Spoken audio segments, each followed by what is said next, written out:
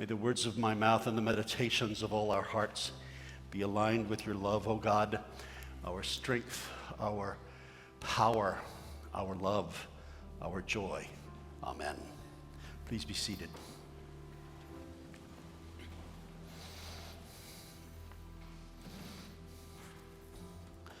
One of these guys is 37, the other is 39. I won't tell you which one.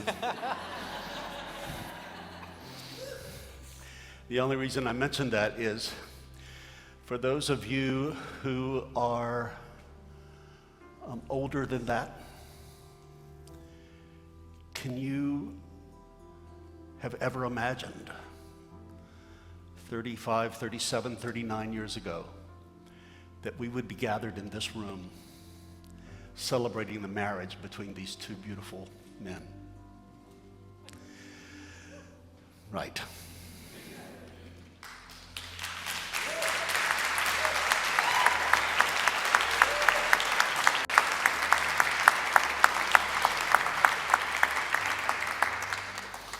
We're crying up here, you can cry there.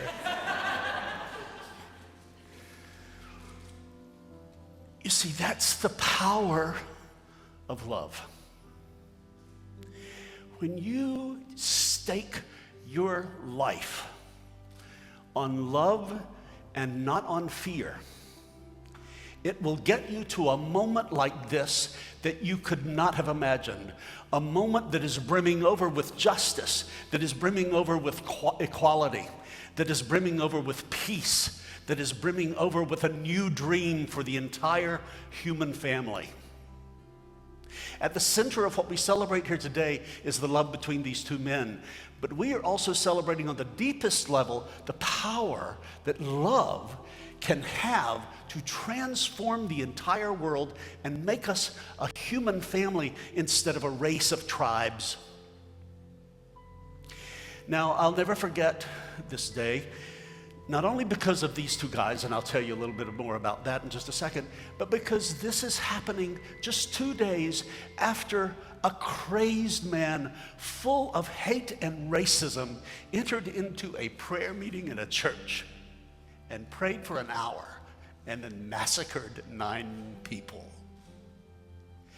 And we are here not unrelated to that massacre, because what we're doing here today is we're saying no to racism or any form of bigotry or any form of violence. We're saying no to all that. That is not the true self of humanity. That is not that man's true self. Our true self is to do what we're doing this afternoon, is to say, wow, God, thank you. These two guys fell in love with one another. And who could ever have predicted somebody from Cajun, Louisiana,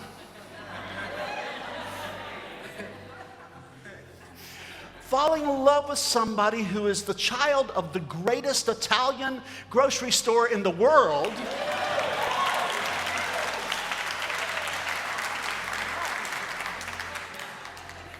finding one another and creating the greatest TV program in the world.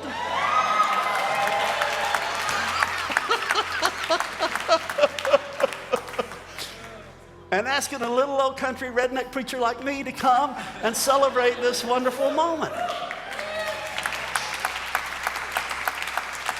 That's how wild and wonderful and creative love is. Now,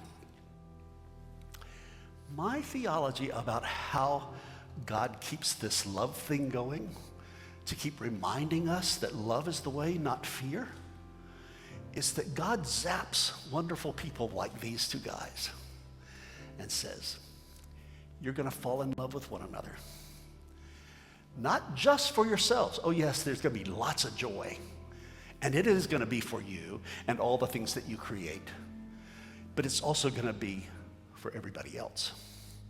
Because there are going to be times when some people in the world, in your orbit, in your environment, need to be reminded what love feels like. And so they need to come and touch the force field around you.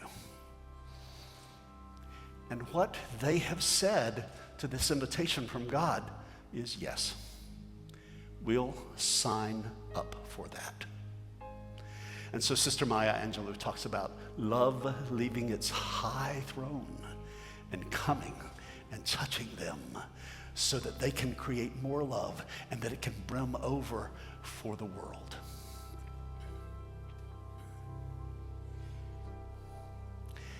That's all I want to say.